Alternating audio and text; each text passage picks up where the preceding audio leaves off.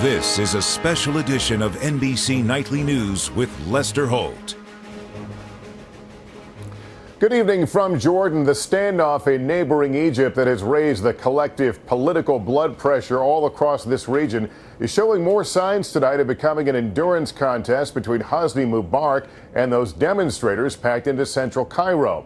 On day 12 of the crisis, all was relatively calm in the Egyptian capital, even as the senior leadership of the ruling party, including Hosni Mubarak's son, resigned. It means the younger Mubarak, widely unpopular with government critics, will not be taking his dad's place. And some are suggesting it may all just be a token reform offering by the elder Mubarak to try and outlast the protesters arrayed against him. NBC's chief foreign correspondent Richard Engel remains in Cairo for us tonight with more on the high-stakes showdown. Richard? Good evening, Lester. There is still a lot of mistrust here, but serious negotiations are underway to guarantee that the democratic reforms promised by President Mubarak are actually carried out and that power is gradually transferred away from the president and his son. Protesters are still camped out in Tahrir, shouting, calling for more democracy and President Hosni Mubarak to leave. The protesters remain nervous they'll be attacked. Today, they resisted when the military tried to remove barricades they've set up. The army wants to reopen Tahrir Square to traffic. For 12 days, the government has struggled to deal with the protesters. First, it fought them with police, water cannons, and tear gas. But the protests got bigger. Then it sent goon squads to attack the demonstrators, although the government denies it was responsible. The protesters fought back and then showed off their wounded in a victory parade. Now the government seems to be settling on a more sophisticated strategy, giving the demonstrators most of what they want, and waiting until other Egyptians turn on the protesters for stagnating Egypt's economy. The Egyptian government is trying to slow this down by promising reforms and making some changes to convince the people that they can get what they want without a full revolution. Egyptian state television tonight announced that President Mubarak's son Gamal has been removed from the leadership of Egypt's ruling party. Gamal has long been groomed as a successor. It's a big concession. But now it's just one of many. President Mubarak has said he'll step down in 6 months, not run again, and establish term limits. He's fired ministers responsible for abuses by police and vowed to investigate electoral fraud. But the protesters want Mubarak to leave the country in exile like Tunisia's humiliated president. Mubarak, president for 3 decades, says he'll never go like that. And not all Egyptians want him to. For the first time in this crisis, we're hearing a very different tone. These carpenters and blacksmiths told me they want reform and more democracy, but want to go back to work. Mubarak is making changes and leaving in 6 months anyway, said one man. Our people are suffering the longer the protesters destroy the country. These demonstrators want everything to change at once. Even God made the world in 7 days. They want to remake it in 1, said another. President Mubarak represents the presidency. We have to respect that, a woman added. For the protesters, time is in many ways the enemy.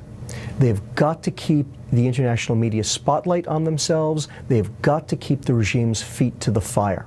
The longer that things go on, the harder it's going to be to maintain international opinion, international focus on them. And while the United States has pushed for reforms, Arab states are pushing just as hard for Mubarak to stay in Egypt, fearing if he goes, they'll be next. And protests, now confined mostly to central Cairo, will spread across the Middle East. Egypt's vice president and former intelligence chief Omar Suleiman is seen by many here as the person most likely to guide this transition to power. And Richard, I get the sense tonight that not only was this news from Mubarak, these concessions not welcome among the protesters, but almost had the opposite effect. Are they going to crank it up even more after this? The protesters in Tahrir Square are really the wild card. There are negotiations taking place on their behalf, but many of the diehards who are in the square, and there are many of them, say they will accept nothing less than President Mubarak leave the country, and they're not going to change that demand. The protesters are calling for major demonstrations all week long, starting tomorrow. This is supposed to be called the Week of Resilience. Richard Engel in Cairo for us tonight. Thank you. As you just heard, many ordinary Egyptians, while supporting change, are getting tired of this crisis because it's hitting them hard in the pocketbook. NBC's Ron Allen has more now in that part of the story.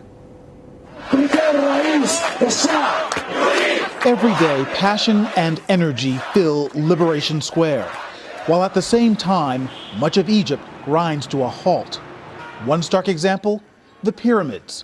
Perhaps the nation's most famous sight and symbol, empty today. About 160,000 foreigners have fled Egypt since the crisis started. Untold numbers have been afraid to come. Foreigners, I think, are going to be scared off from the economy for some time. As the protests rage on, businesses, schools, the government are shut. And this nation of deep poverty and high unemployment loses about $300 million every day. About $3 billion total so far. That is a huge toll on workers like this taxi driver. I have to earn money daily. I don't have a salary, he explains. Now I don't have money to feed my family. You feel pride. You feel like free-spirited. Nidal Seker is an Egyptian-American activist helping coordinate the protests on the front lines every day. Now facing the challenge of motivating ordinary people to fight a revolution instead of meeting more basic needs. If you do not have life with freedom and dignity, there is no point of living. Meanwhile, the government insists it has made changes and the crisis is over. Banks, the courts, some big factories are supposed to open Sunday when the work week starts here. It is a huge dilemma for those people who have to work. Out here in the suburbs, well beyond the square, there's another measure of how people are feeling about all this. The traffic. Cairo notoriously has some of the worst traffic in the world, and it seems to be picking up. However, a curfew remains in place. The military occupies the main roads. The president fights to hang on. The opposition vows to bring him down. And in so many ways, this nation pays a heavy price. Ron Allen, NBC News, Cairo. The Obama administration put new pressure on Egypt today to move quickly toward democratic reforms. NBC's Mike Vaquera is at the White House with more on that tonight. Mike, good evening to you. Good evening, Lester. The president spent part of his day on the phone with world leaders and getting an update from staff on the situation in Egypt. This as the White House is hailing the resignation of Gamal Mubarak from the National Party as a positive step. At a previously scheduled summit of world leaders in Germany, today Secretary of State Clinton publicly embraced a transition process headed by the newly installed Vice President, Omar Suleiman. And she warned that elements within Egypt may try to derail reform. Concrete steps that people who are engaged in it and looking at it can believe is moving toward an outcome that will permit an orderly establishment of the elections that are scheduled for September. And that takes some time. But who would lead Egypt during that time? While President Obama and other U.S. officials have not publicly called for Mubarak to step down before September elections, in recent days they have left little doubt that they think he should do so soon. The key question he should be asking himself is, how do I leave a legacy behind in which Egypt is able to get through this transformative period? My hope is that he will end up making the right decision. But addressing the summit in Germany, today Frank Wisner, the man Mr. Obama sent just days ago to speak personally with Mubarak, says that for now, the Egyptian president should stay put. The president must stay in office in order to steer those changes through. I therefore believe that President Mubarak's continued leadership is critical. Both Wisner and the White House say that he was not speaking as a U.S. official. But other experts agree and fear that siding with protesters and pushing Mubarak too hard to leave might force him to dig in instead. What really matters in Egypt isn't what happens in the next day or two. It's not whether Hosni Mubarak is the president of Egypt. What really matters is what's the process to move behind, because there's to move beyond him. Lester, even with all the statements, meetings, and phone calls, White House and administration officials remain eager to knock down the perception that they are in any way orchestrating events in Egypt. As Secretary Clinton put it today, we are on the outside looking in. Lester? Mike Vaquero at the White House, thank you. In this program note, tomorrow on Meet the Press, David Gregory will have an exclusive interview with Egyptian opposition activist Mohammed El Baradei.